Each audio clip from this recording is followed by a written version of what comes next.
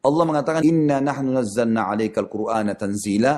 Sesungguhnya hai Muhammad kami benar-benar menurunkan kepadamu Al-Quran secara beransur-ansur. Artinya informasi dalam Al-Quran semuanya benar. Fahamin itu.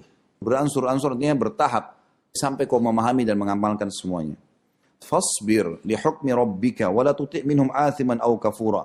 Maka bersabarlah kamu dalam melaksanakan ketetapan Tuhanmu. Halal nikmati, perintah wajib sunnah kerjakan, larangan haram dan makruh jauhi. Dan janganlah kamu ikuti orang yang berdosa dan orang-orang kafir di antara mereka. Jangan terpengaruh dengan orang-orang yang berbuat maksiat. Yang penting kita yang istiqamah. Jangan terpengaruh dengan mereka. Wadhkur isma rabbika bukratan wa asila. Dan sebutlah nama Tuhanmu pada pagi dan petang hari. Selalu kau berzikir. Sebagian dalam tafsir mengatakan, selalu kau terapkan hukum Allah di pagi dan petang hari. Sepanjang hidupmu semuanya, hukum Allah. Mau kerjakan apapun, dipantau. Dipantau ini maksudnya dijaga. Ilmu agama ini, hukum Allah SWT ini sebagai bodyguard kita sebenarnya. Kita mau makan, kita mau minum, kita mau bergaul, mau apa saja, agama memandu. Boleh, nggak boleh. Bodyguard kita. Ilmu agama itu sangat baik buat kita.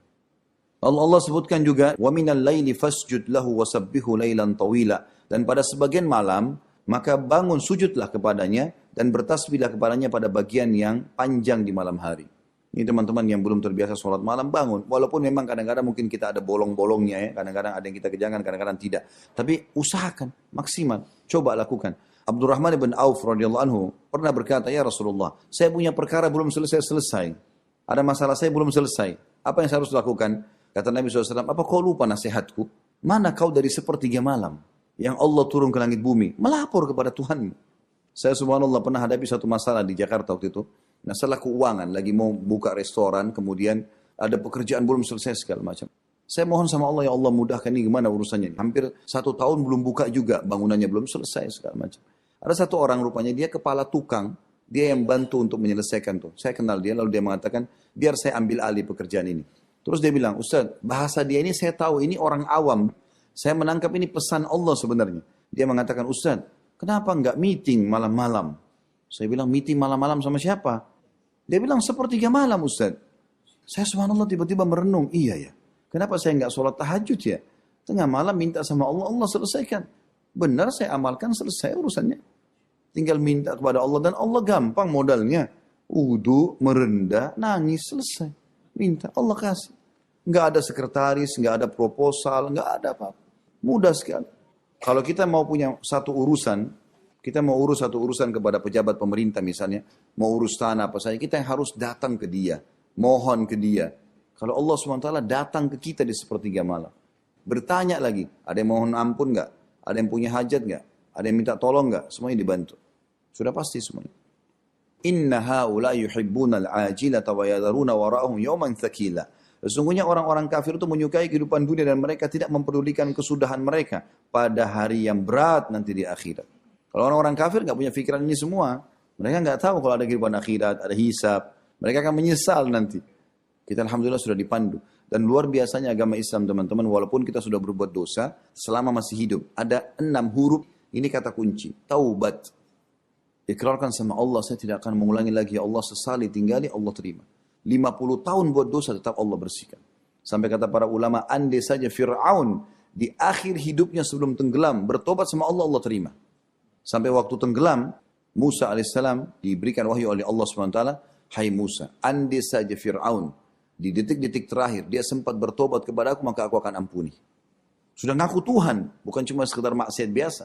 Menantang Allah SWT, dia mengatakan, ana rabbukumul a'la, aku Tuhan kalian yang tinggi. Tapi Allah masih bisa maafkan. Luar biasa karunia Allah SWT. Berbuat dosa pun masih dimaafkan. Lalu Allah mengatakan, nahnu khalaqnahum wa syadadna asrahum walau syi'na baddalna amthalum tabdila.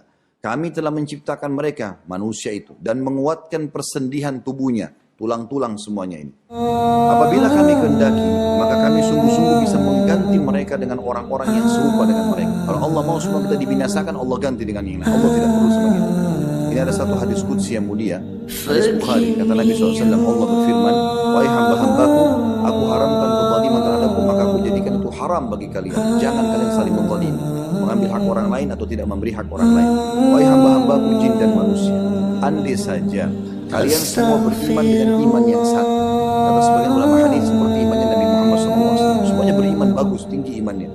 Semua tidak akan menambah sedikit pun dari kerajaan dan kekuasaan. Tidak ada pengaruhnya kata Allah. Kita semua beriman sama Allah SWT, Allah tidak butuh. Teman-teman hati-hati ya. Kalau kita menganggap ibadah kita itu Allah butuh, ini kesalahan yang fatal. Makanya orang kadang-kadang sholat buru-buru, Allah Akbar, karena dia pikir Allah butuh.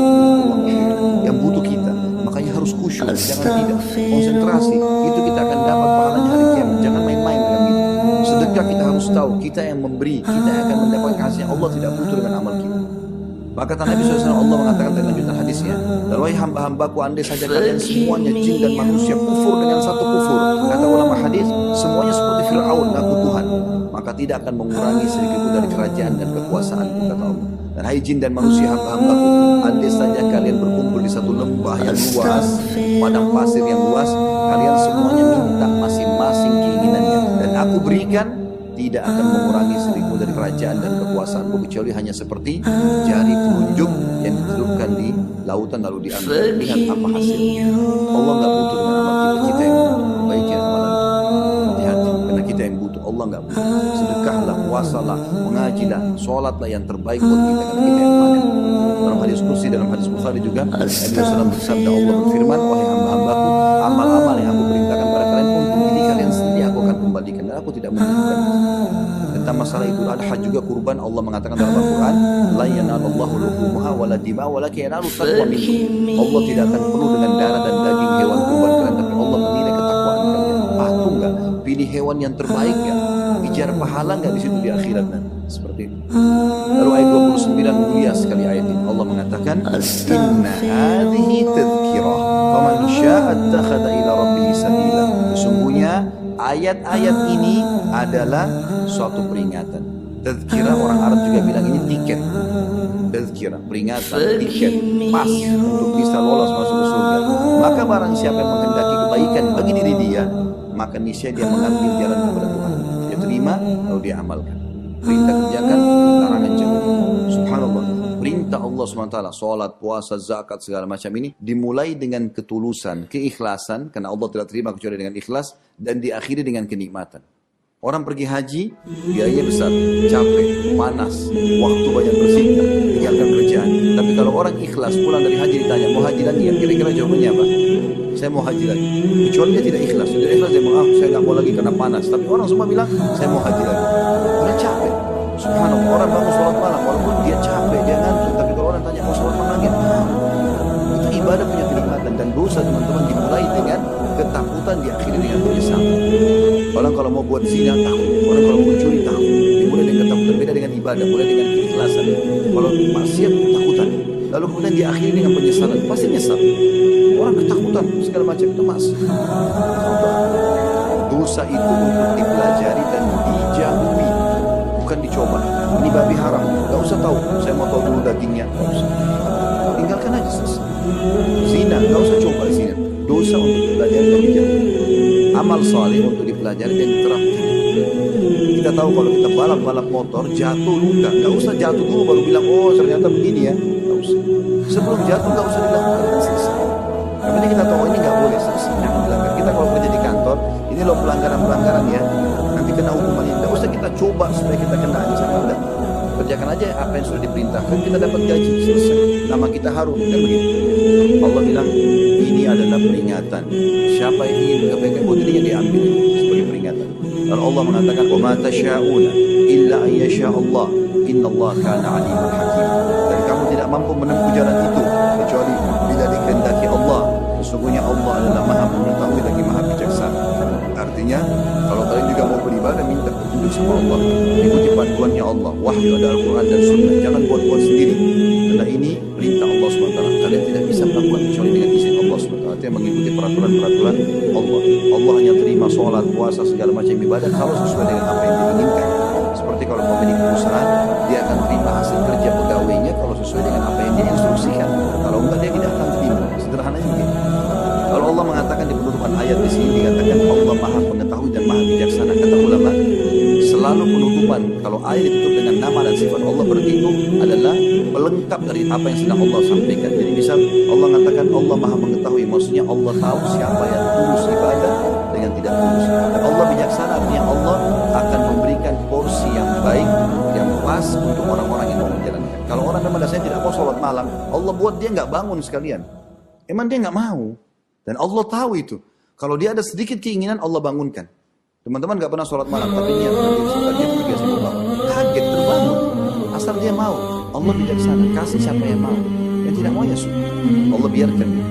Penutupannya di ayat 31 Allah mengatakan yudkhilu man yasha'u fi rahmati wadh-dhalimina 'adda lahum 'adzaban alima.